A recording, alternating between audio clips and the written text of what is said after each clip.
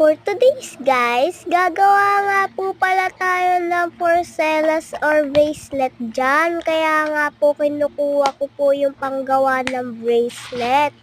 Yan po ang ganda po. Binili ko lang po yan. Kasi po ang ganda po Konti na lang po kasi yan. Yan nga po, isa-set up ko muna po yung camera ko dyan. Sige po. Yan na nga po, na-setup ko na po yung camera. Kaya nga po, gagawa na po tayo.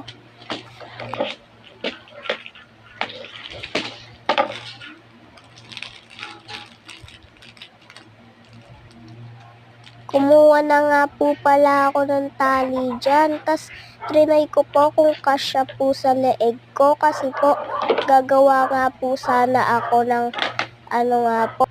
kwintas. Kaso nga po, di po kasya. Kaya po, pinakita ko na lang po kung paano po itali. Tignan nyo nga po itsura ko dyan.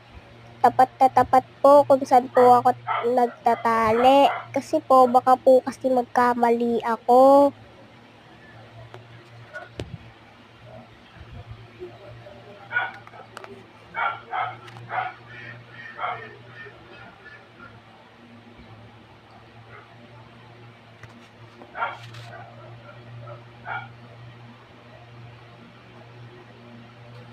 Pinakita ko na nga po, tapos ko na po siyang tali. Kaya po sisimulan na po nating gumawa.